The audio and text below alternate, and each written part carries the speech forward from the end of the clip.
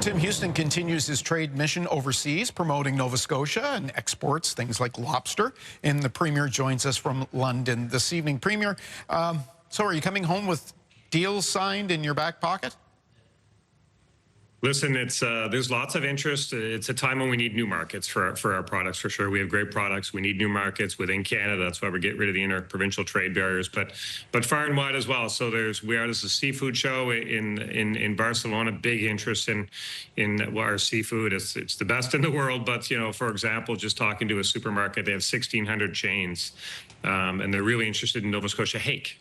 So those are the types of opportunities that our producers are pursuing, and just the opportunity to be with them, I think, is helpful to them. Well, what are Europeans most interested in? I know you've been bullish on energy exports.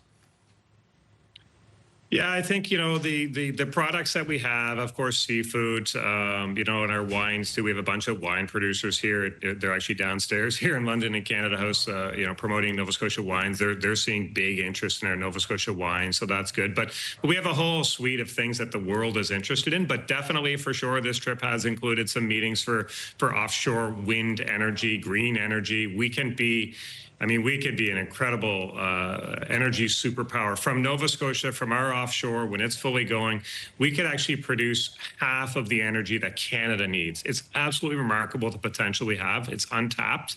The world sees it, and we want to make sure that they understand the opportunity. We heard last week from Premier Holt, her 5 priorities for projects that Ottawa could develop. What's on your list for Prime Minister Carney?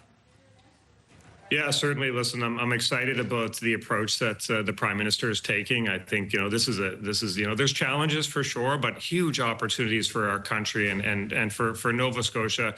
The opportunities in energy are very significant. So number one, when we can be an energy superpower, we can produce 60 gigawatts of energy, but we only use 2. So if you produce 60 and you only need 2, then you have to get it to market. So we need a cable to move energy. That's first and foremost. That's a huge project, but that would be number one for sure.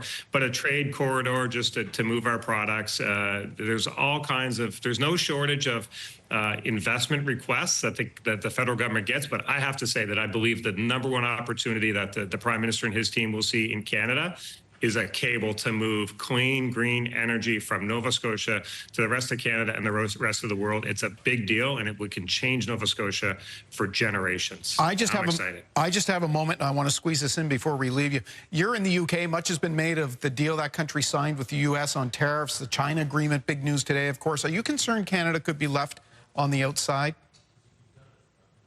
No, not at all. I have the most faith. The Prime Minister we have, Prime Minister Carney, is well respected the world. Well, I have to tell you, in my travels right now, that's one thing that I'm hearing from a lot of people, not just in banking and finance, but there's a new level of respect for our country. I'm really proud right now. No, I have great faith in what's happening, and the Premier's table as well. We'll do our part to push what's the opportunities. We have incredible opportunities. I'm so pleased to be the Premier of Nova Scotia at this point in time.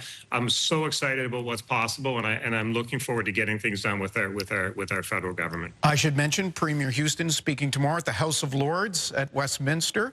Thank you for your time tonight. I know you're busy. We certainly appreciate it. We'll see you when you get back. Appreciate you having me. Thanks very much, Tom.